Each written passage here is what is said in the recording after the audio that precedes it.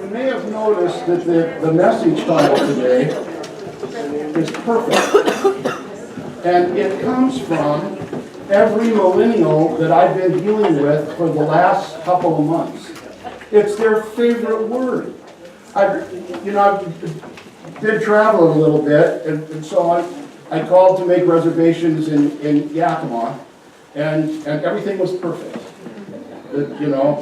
I asked if they had, a military or an AARP discount, and that was perfect. And then yesterday, Barb and I went out to eat for breakfast, and Barb only wanted two things. She's working on this Atkinson eating plan, and I read the first chapter. Interesting plan. I've done that. But what Barb ordered, perfect. And what I ordered, perfect. And then the young man, really, really nice young man that sold her the bicycle yesterday, that was perfect. And it's like, if you deal with them, these are people, late teens and 20s, the millennials. It's just their favorite word. Everything is perfect. Well, then I got to thinking about it, and the Generation X, which I think is 30 and 40 something, their word was awesome. If you remember, everything was awesome. And for those of us that are baby boomers, pretty much it was cool. Everything was cool. And the greatest generation, which are now called the traditionals, I'm not really sure what your word was. But for the millennials, it seems that everything needs to be perfect. Well, let me read to you what Jesus said about that. From the 19th chapter of the Gospel of Matthew, Jesus has this young man that comes up to him. And this, when you read this, I used to call this Jesus and the Yuppie, back when that was a catchphrase in the media. That the young man is a wealthy young person of the ruler class. And he doesn't come to Jesus with respect. He comes to Jesus with attitude. And Jesus deals with that.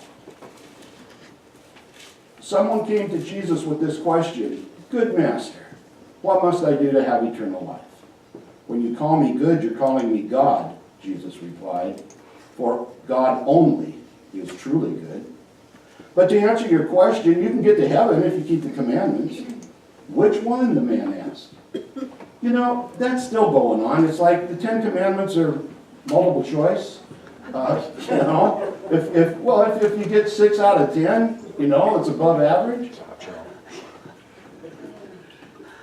"Which ones?" the man asked. And Jesus replied, "Don't kill, don't commit adultery, don't steal, don't lie, honor your father and mother, and love your neighbor as yourself." "I've always obeyed every one of them," the youth replied. "What else must I do?"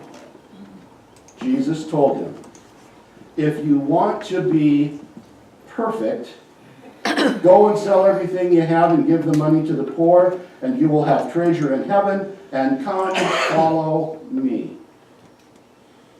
But when the young man heard this, he went away sadly, for he was very rich. You want to be perfect, then you got to take that extra step. And he couldn't do it. He couldn't get there because of his attitude. And because he's human. None of us are perfect. When Jesus, I'll take you to John 10:10. When Jesus says, "The thief's purpose is to steal, kill, and destroy. My purpose is to give life in all of its," some translations say abundance, some say fullness, but none of them say perfection. He didn't come that our lives would be perfect. He never promised that. He promised that our lives would be blessed. He promised that we could live lives abundantly.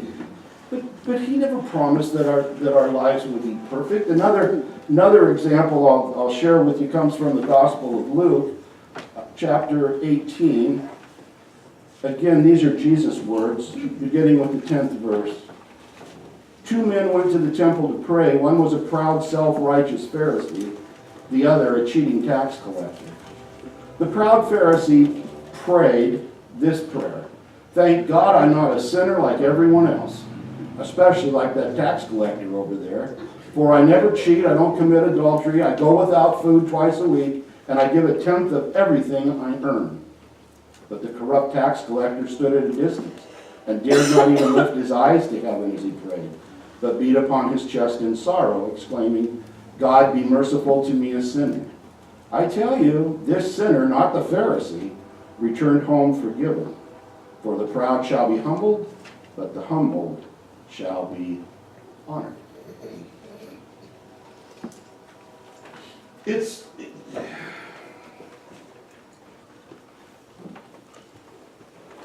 no problem to strive to be, I'll use an old Army recruiting slogan, to be the best that we can be. That's a perfectly honorable thing to do. To try to be perfect drives other people nuts. And it doesn't help the perfectionist a little bit either. It puts you either in a situation where you're constantly not living up to yourself. And I offer you this, people. You're not Christ's perfect person. None of us. The sweetest person in here is not perfect. I'm not perfect. The moderator of the board's not perfect. Billy Graham's not perfect. The Pope's not perfect. Whoever it is that you look up to, they're not perfect. You're not going to have the perfect marriage. And what happens is that when we try to have the perfect, we lose all the good. We lose all the good.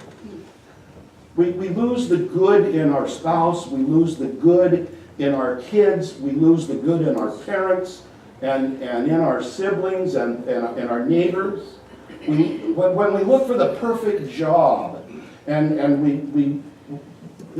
we lose sight sometimes of the good that comes from the people we work for, and the good that comes from the people who work for us. When you're in that situation, we're just never going to get to perfect. To be your best, as I said before, is a perfectly wonderful, honorable thing to do. But this idea of everything's got to be perfect, we don't live in a perfect country. And quite frankly, we've never lived in a perfect country. But we live in a really, really good country. And when you've lived other places, you begin to realize how good it is. I'll change the mode of this a little bit. I was looking for that poem by Dick Gleason, and I came across this. Well, here, let me pass this picture around. I'll start over here. This is back when I was the perfect pastor. I was brand new. I had retired from the Air Force. I'd been out of the Air Force just long enough to grow a beard. These are two of the young men in the youth group that I helped decide to spend 4 years of their life with the Air Force. The other gentleman in the picture is David Perry. Reverend Perry is the founding pastor of the other church that I'm pastor to, of New Hope. But I had a different look back then. But I found this in the folder. I hadn't seen this in a while. It's entitled "The Perfect Pastor." The perfect pastor preaches exactly 10 minutes.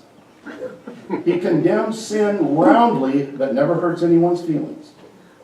He works from 8 a.m. until midnight and is also the church janitor. The perfect pastor makes $40 a week, wears good clothes, drives a good car, buys good books, and donates $30 a week to the church. He's 29 years old and has 40 years of experience. Above all, he's handsome. The perfect pastor has a burning desire to work with teenagers, and he spends most of his time with senior citizens. He smiles all the time with a straight face because he has a sense of humor that keeps him seriously dedicated to his church. He makes 15 visits a day to homes and is always in the office to be handy when somebody needs him. The perfect pastor always has time for church council and of all committees. He never misses a meeting of any church organization and is always busy evangelizing the unchurched. The perfect pastor is always in the next church over. If your pastor does not measure up, simply send this notice to 6 other churches that are tired of their pastor too. Then bundle up your pastor and send him to the church at the top of the list. If everyone cooperates, in 1 week you will receive 1,643 pastors. None of them should be perfect. Have faith in this letter. One church broke the chain and got its old pastor back in less than 3 months. This was written by a Father McGinn.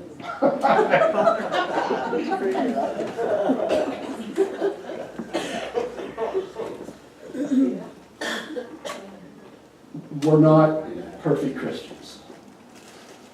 We're not a perfect church. I'm not your perfect pastor. And we're not perfect people. Neither are we awful people. We are forgiven people.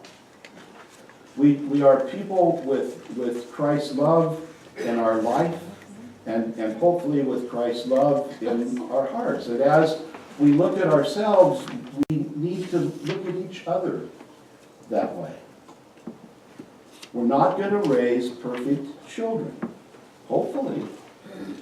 What we're going to raise are really good adults. That's the idea behind it.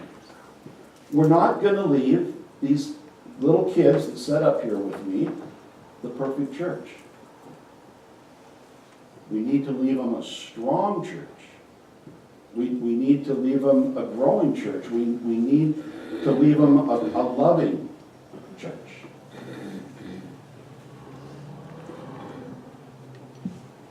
It's just funny to me, and I haven't asked one of the many millennials that I seem to be coming across what they mean by that. If it's just something that they just say because it's a catchphrase, or if somehow they've been taught that they deserve perfection in their life. That the things in their life that they're experiencing needs to be perfect. Because they're not going to be perfect. But they're going to be cool. Amen?